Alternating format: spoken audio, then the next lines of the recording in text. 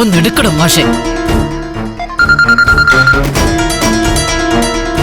Hello. ഞാനാ മാഷെ, സുശീല. മനസ്സിലായി. എന്താ വിളിച്ചത്? വിളിച്ചത് എന്തിനാണെന്ന് ഇയാൾക്ക് അറിയില്ലല്ലേ? മാഷിന്റെ മോളെ ഒരു ദിവസം ടൂർ കൊണ്ടുപോയതിന് എന്റെ മോന് മാഷ് 15 ലക്ഷം രൂപ കൊടുത്തു അല്ലേ?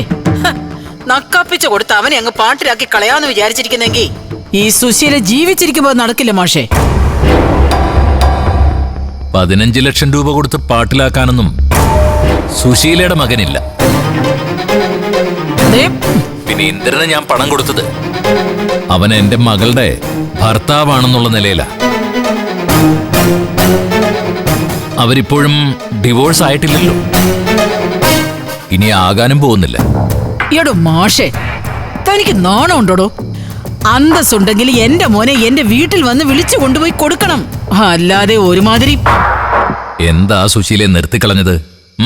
പറ. നീ അനുപമയുടെ വീട്ടിൽ വന്ന് പറഞ്ഞതിനപ്പുറം എന്തെങ്കിലും പറയാനുണ്ടെങ്കിൽ അതൊക്കെ പറഞ്ഞു തീർക്ക്.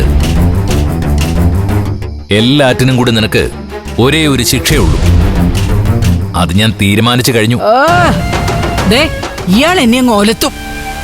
നിങ്ങളുടെ മകളെ എന്റെ കുടുംബത്തിൽ കയറി വരുന്നതാ എന്നെ സംബന്ധിച്ച് ഏറ്റവും വലിയ ശിക്ഷ. നിങ്ങൾ എന്തു കൊടുത്താലും അവളെ ഇങ്ങോട്ട് കൊണ്ടുവരാൻ ഇന്ദ്രൻ തയ്യാറാവില്ലെന്ന് എനിക്ക് ഉറപ്പുണ്ട്. അല്ല, നിങ്ങൾ കാശ് കൊടുത്ത അവനെ മകളുടെ ഒരു സാങ്കല്പിക ഭർത്താവായിട്ട് നിയമിച്ച് കാണും, അതൊരു വഴിക്ക് നടക്കട്ടെ.